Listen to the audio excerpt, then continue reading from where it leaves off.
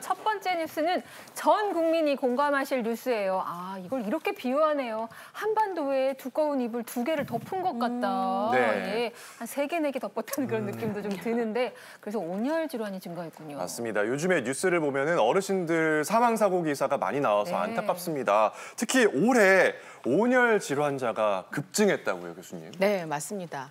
올해 누적 온열 질환 환자 수가요, 오늘로써 3,000명을 넘어섰는데요. 아이고. 4,000명이었던 2018년에 비교하면 두 번째로 높은 수치인데요. 아직 더위가 끝나지 않았고 사망자가 늘고 있기 때문에 역대치를 더 넘어서지 않을까, 최고치를 갱신하지 않을까 이런 큰 염려와 걱정이 있습니다. 네, 그러니까 더위 먹었다고 그냥 표현했는데 이게 온열 질환으로 막 사망에 이를 수 있다는 게 참 놀랍습니다. 네. 이게 어떤 질환이에요? 네, 우리가 사실 살면서요, 먹으면 안 되는 게 2개 있어요. 네. 하나는 욕 먹으면 안 되고, 두 번째는 더위 먹으면 안 돼요. 아, 욕과 더위. 아, 그렇네. 아이고. 그래서 이 더위를 먹으면 생기는 질환을 그냥 온열 질환이라고 부르는 건데요. 그 종류가 다양합니다. 첫 번째는 제일 심각한 열사병인데요. 뇌에서 굉장히 그 고온에 취약한 뇌가 먼저 망가지니까 체온 조절을 할 수가 없어서요. 땀이 나지 않습니다. 그리고 40도 이상으로 올라가는 아주 정신이 혼미해지는 위험한 질환이고요.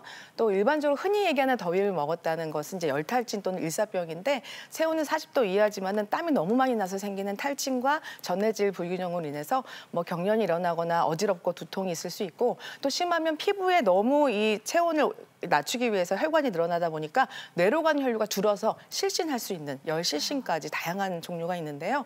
의외로 예방 방법은 굉장히 간단합니다. 일단 수분 섭취 많이 하시고요. 가장 강렬한 오후 12시부터 5시까지 활동을 안 하시는 것이 중요합니다. 네. 활동을 안 하시면 좋은데 또 그 시간에 일을 하셔야 되는 분들도 계시고 저는 왜 그 체온에 문제가 생기는 걸 인지하지 못할까가 궁금했는데 더위를 먹으면 이렇게 뇌가 먼저 망가져서 그런 거였네요. 그러면 이 온열 질환별로 응급처치법은 어떻게 돼요? 네, 물론 질환이니만큼 당연히 119에 신고도 하시고 병원에 가야겠지만 그 사이 기간에 우리가 할 수 있는 응급처치가 있죠. 화면으로 준비했는데 보시면요. 일단 가장 위험한 열사병 응급 상황이라고 말씀드렸는데요.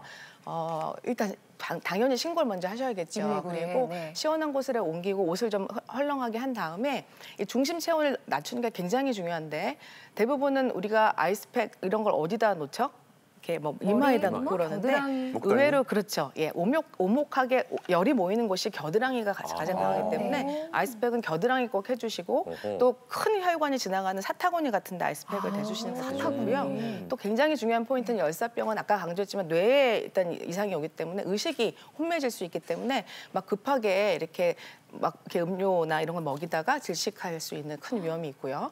두 번째는 이제 일사병 또는 열탈진인데요. 말 그대로 탈진됐기 때문에 땀이 많이 났잖아요. 그래서 이온 음료나 이런 걸로 빨리 이렇게 수분을 섭취하게 해주시고, 열실신의 경우는 혈류를 빨리 혈액순환을 정상화시켜야 되니까 다리를 좀 심장보다 높게 올려주는 자세를 취하는 것이 좋겠습니다. 네, 그래서 우리 모두 배신을 당했습니다. 네, 누구한테요? 이런 얘기가 있잖아요. 입추는 배신해도 처서는 배신하지 않는다. 배신당했다. 뒤통수가 얼얼해요. 보통 이제 처서 지나면 가을 향기가 스멀스멀 올라오면서 모기도 입이 비뚤어진다는데요. 네, 조금씩 날이 풀리는데 지금은 처서 지나도 덥고 9월까지 덥다는 얘기가 있어요. 네. 왜 그런 거예요? 네, 이게 다 지구 온난화 때문인데요.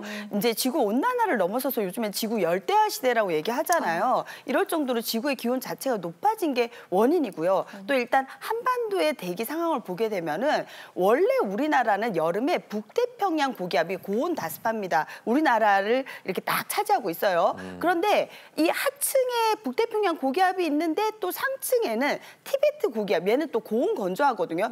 둘 다 특징이 뭔가요? 고온.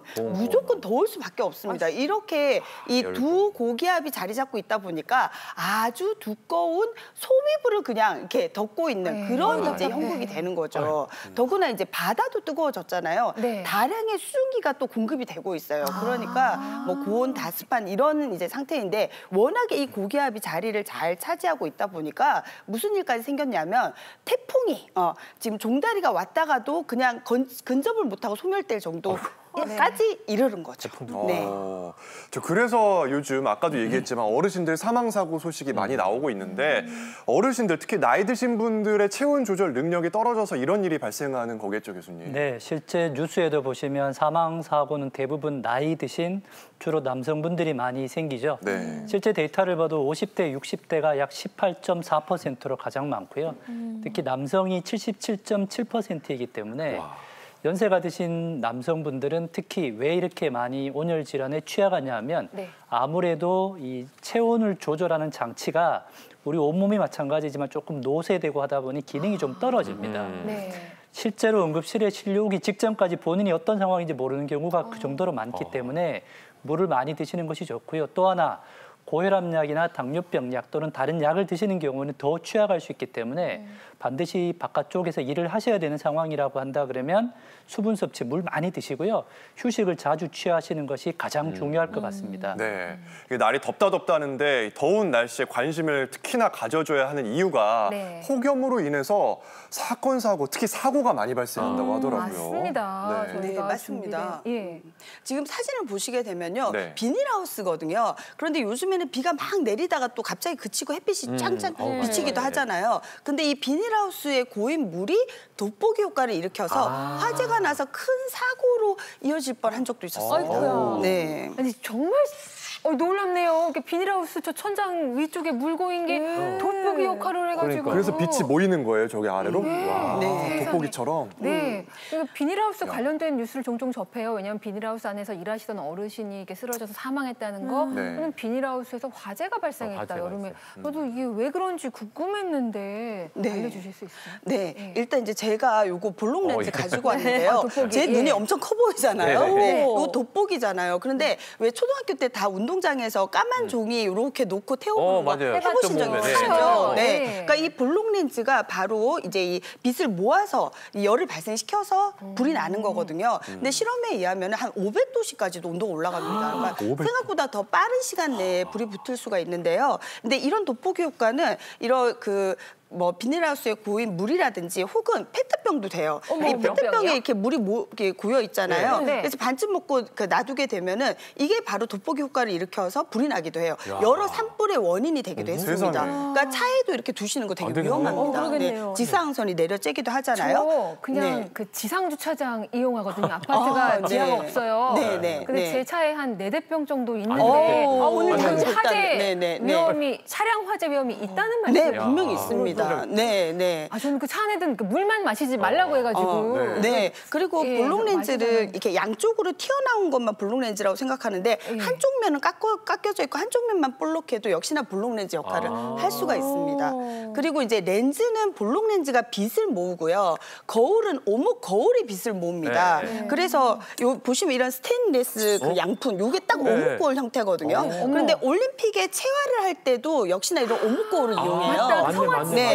그래서 이제 마늘 말리려고 베란다에 이렇게 하다가 옆에 이렇게 둔 적 있잖아요. 그러면 여기에서 빛이 모여가지고 재활용하려고 박스 모아놨다. 그러면 불이 나는 거죠.